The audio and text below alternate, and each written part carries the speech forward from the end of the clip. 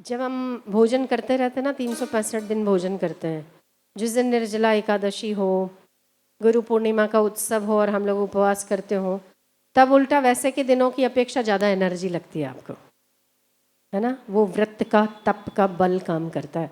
कभी कभी ऐसे करके देखिएगा, जो लोग निर्जला नहीं करते वो लोग साल में एक ही बार निर्जला आती है, गुरु पूर्णिमा भी एक ही बार आती। कोई भी एक व्रत करना चाहिए, कम से कम सूर्यास्त तक पानी पी सकते हैं, नींबू का पानी भी पी सकते हैं, पर उससे शरीर के टॉक्सिन्स निकलते हैं, शरीर शुद्ध होता है और अपने आप शरीर की शुद्धि होके शरीर एनर्जी लेता है, एनर्जाइज्ड होता है। क्यों? क्योंकि जब आप सो जाते हैं तो एनर्जी गेन करते हैं, ठीक है ना। जब आप सो जाते हैं तो अगले दिन उठते हैं तो एनर्जी गेन करते हैं, लॉस नहीं करते। काम करने में आप लॉस करते हैं। तो किडनी, लिवर, इंटेस्टाइन जब भोजन पचाने के काम में होती है तो आप उसे सतत काम में रखते हो, काम में रखते हो तो ये थकती है। जब आप उपवास करते हो तब ये रिलैक्स होती है, जब ये आराम करती है तो ये बड़ी एनर्जाइज्ड हो जाती है। केवल हमें लगता है क्योंकि रोज की आदत है कि भूख लगी है। एक बार लगेगा आपको, 11 बजे खाने का टाइम है, आपको 11 बजे लगेगा कि भूख लगी है, पर अगर आपने उस समय में खाना नहीं खाया तो उससे पता चलता है, क्योंकि आपके माइंड से आपका बॉडी चलता है। आपको पता चलता है कि आज उपवास है, वो अपने आप वैसा सिस्टम बनाने लगती है और शरीर को प्योरीफाई करना शुरू करती है, टॉक्सिन्स निकालना। क्योंकि वो वेली होती है, उसको कुछ काम तो चाहिए, क्योंकि उसका टाइमिंग आपने फिक्स कर रखा है, 11 बजे खाना, फिर शाम को 4 बजे खाना, रात को 10 बजे या 8 बजे, जो भी आपका टाइम फिक्स होगा। तो उस समय सिक्रेशन होता है, भूख का मैसेज मिलता है ब्रेन से और आपको भूख लगती है तो सिक्रेशन चालू हो जाता है। पर जब आप उसे नहीं देते हैं भोजन तो उसे समझ आता है कि मुझे भोजन नहीं मिलने वाला है, तो मैं कुछ और काम में लगती हूँ, क्योंकि काम तो बिना काम किए तो कुछ भी नहीं, कोई भी नहीं रहता। तो ये ऑर्गन्स भी काम में लगते हैं। तो क्या काम करते हैं? तो शरीर की शुद्धि करने के काम में लगते हैं। जैसे हमारा कचरा बहुत जमा हो जाता है तो हम जमा तो करते हैं, पर कबाड़ को भी निकालना पड़ता है, साफ करना पड़ता है, किचन को भी साफ सफाई की जरूरत पड़ती है ना। जो कोई भी चीज़ आप घर में बसाते हो उसे भी देखरेख की ज़रूरत पड़ती है। पर हमने कभी ये नहीं सोचा कि हमारी किडनी को, लिवर को, इंटेस्टाइन को हम हमेशा काम में रखते हैं, 24 घंटा। रात को सो जाते हैं तभी भी ये तो काम करते हैं, आप सो जाते तब जाके डाइजेस्ट होता है और सुबह आपका सिस्टम सही से सेट होता है। ये तो काम करती है, इसे आप फ्री नहीं छोड़ते।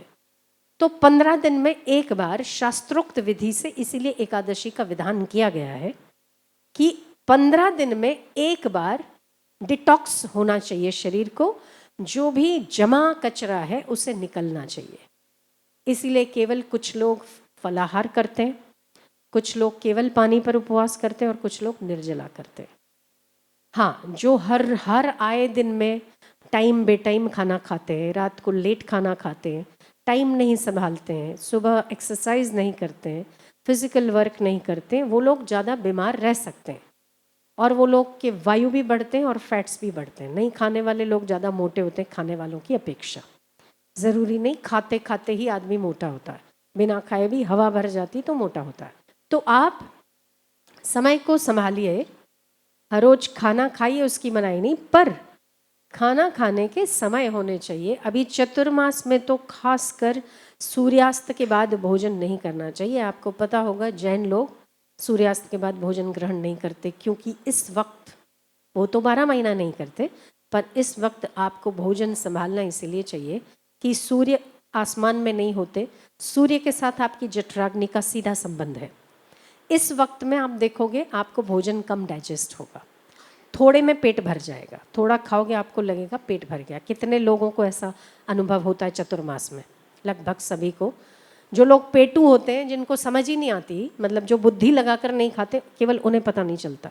जिनको थोड़ी भी बुद्धि होगी और अपने आप को नज़र करते होंगे, देखते होंगे, नज़र में रखते होंगे, कि उन्हें पता चलता होगा।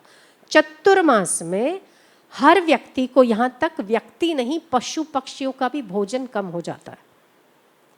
तो आपको पता नहीं चलता होगा, इसीलिए आपका भोजन आप वैसे ही आपको लगता होगा, वो एक साइकोलॉजी होती है ना कि मैं इतनी थाली भर के खाता हूँ तो मुझे खाना ही है, पर इस पर लोड आता है, भूख नहीं है, भूख देखकर भोजन करना चाहिए, वरना किया हुआ भोजन वेस्ट बन जाता है। तो चतुर्मास में जब सूर्य आसमान में स्थित नहीं होते तो जठराग्नि मंद होती है, और जठराग्नि मंद होने से आप जो कुछ भी खाते हैं वो डाइजेस्ट नहीं होता। परिणाम में क्या आता है? एसिडिटी होना, वायु का बढ़ना, बदहजमी हो जाना, अजीर्ण हो जाना, गैस हो जाना, डकारें आते रहना। ये अभी के सीज़न में ये आम बात है। ऐसे लगभग जो 35-40 के आसपास होंगे उन्हें तो ये दिक्कतें होती ही होती है, पर छोटी उम्र के लोग भी अगर इस बात का ख्याल नहीं करते कि चतुर्मास में बार बार खाते हैं, एक पचा नहीं और दूसरा खाते हैं, तो उनकी जठराग्नि धीरे धीरे मंद पड़ जाती है। इसलिए उसे टाइम दीजिए। सूर्य जब आसमान में नहीं होते तो वैसे ही जठराग्नि मंद होती है, और ऊपर से सूर्यास्त होने के बाद तो जठराग्नि बिल्कुल शांत हो जाती है। इसलिए सूर्यास्त के पहले भोजन निपटा देना चाहिए। 12 महीने ये नियम संभालना चाहिए। सूर्यास्त के बाद खाने वाले मोटे रहते हैं, एसिडिटी बनती है, पेट बाहर आ जाता है और कई सारी बीमारियां होने लगती है। 2 घंटा जब भी खाओ, भोजन के सोने के बीच में 2 घंटे का गैप ज़रूर होना चाहिए। आजकल तो इतनी फास्ट लाइफ है, मुंबई, पुणे, दिल्ली, ऐसी लाइफ है कि आप 11 बजे तो घर आते हैं, ट्रैवलिंग करके आधा जन्म तो आपका ट्रेनों में चला जाता है, मुंबई से कल्याण और कौन कौन से स्टेशन। वहाँ से आते आते ही बेचारे शाम को, रात को 10 बज जाते हैं। ऐसे ही आप ठुश हो जाते हैं तो बेचारे ये तो और ही ठुश पड़े, उसे आप जगाते हो, उठ उठ उठ, चल पचाने लग, जल्दी कर, उठ, और फिर डाल देते हो। अब वो बेचारी नींद है, उसको आराम कर रही है वो भी, और आप उसे, आप मुझे बताओ कि आपको नींद में कोई उठाए तो आप कितना काम कर सकते हो? नहीं ना, उसके सोने का वक्त है। तो हमारा टाइम बेटाइम ना सब कुछ चला गया है। कॉल सेंटर्स में देखो, अभी भी मुझे किसी ने बोला कि वो रात को जॉब करते हैं। कॉल सेंटर्स में देखो, जवान लड़कों की आईसाइट वीक है, बड़े बड़े मोटे मोटे नंबर हैं, डाइजेशन वीक है, कमज़ोर है, पिंडलियाँ दुखती रहती है, बदहजमी होती रहती है। बड़े से बड़ी दिक्कत का कारण है रात को जगना और सुबह सोना। हम अमेरिका में नहीं है कुछ, जब अमेरिका से यहाँ आते हैं तो हमारा सिस्टम थोड़ा गड़बड़ हो जाता है। हमें दिन में नींद आती रहती है और रात को आंखें फाड़ फाड़ के जगते रहते हैं। तो वो टाइमिंग्स का समझ में आता है कि 2-3 दिन में आदमी सेट हो जाता है, पर जो रोज ही कॉल सेंटर पर जगते हैं वो निश्चित ही 1 साल के बाद हेल्थ के इश्यूज उसको आएंगे ही आएंगे, हेल्थ डाउन होगी ही होगी। 2 पैसा कम मिले दिक्कत नहीं है, पर हमारा स्वास्थ्य सबसे पहले संभालना ज़रूरी है। मुझे समझ नहीं आती कि जो कॉल सेंटर्स पर जॉब करते हैं या जो रात को ओवर टाइम करते हैं, उन्हें 20,000 या 10,000 या 15,000 ज़्यादा मिलता होगा, पर वही 15,000 जब हेल्थ खराब होती है ना, तो 15 के 35,000 वही आपके कमाए हुए नुकसान में भी जाते हैं। तो इससे तो रात वाली मत करो, हेल्थ संभाल लो।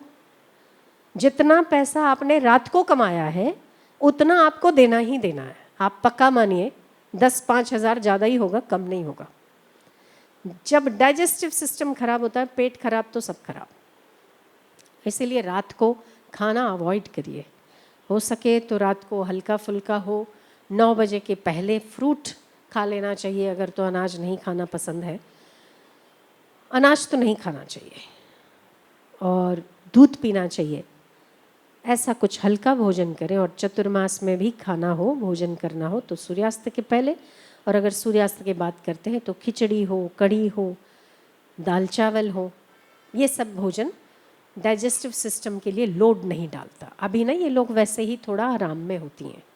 4 महीने भगवान नारायण भी आराम करते हैं, तो पालन करता है, तो भोजन भी पालन करता है हमारा। वो सो जाते हैं तो ये भी थोड़ा थोड़ा सो जाती हैं, आराम करती हैं।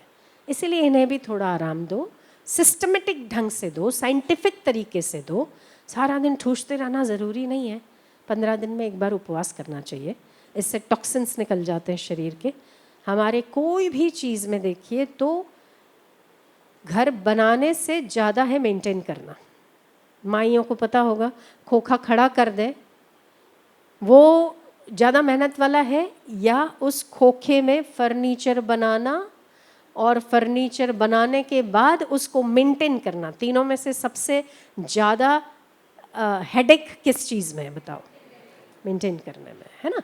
तो शरीर मिलना बड़ी बात नहीं है, वो तो हर किसी को मिल जाता है, पर इसे मेंटेन करना ये सबसे ज़रूरी बात है और उसे शास्त्र विधि के साथ मेंटेन करना चाहिए। केवल शरीर नहीं, हमारे मन को भी मेंटेन करना चाहिए। जैसे शरीर को 15 दिन में एक बार टॉक्सिन फ्री करना चाहिए उपवास के साथ। आप जैसे गर्मियां हैं ना, तो अंगूर मिलते हैं खूब, पूरा दिन एक एकादशी पे अंगूर पे रहिए, आप खुद देखेंगे कि आपके शरीर से कितने सारी गंदगियां निकलती है, मल मूत्र के द्वारा, पसीने के द्वारा, आप खुद देखकर हैरान हो जाएंगे। इतना सारा भरा हुआ था। जिस भी फल का सीज़न हो, हर उस एकादशी पे उसी फल के जूस पर रहकर देखिए, बड़ा आनंद आएगा आपको। अगर आपको कफ और पित्त प्रकृति नहीं है वैसा सेट करके, जैसे अंगूर बहुत ज़्यादा खाने से किसी को कफ बढ़ सकता है, पर गर्मी में तो ठीक है, काली मिर्ची डाल दी तो चल जाता है। तो अपने वैद्य अपने आप को बनना चाहिए।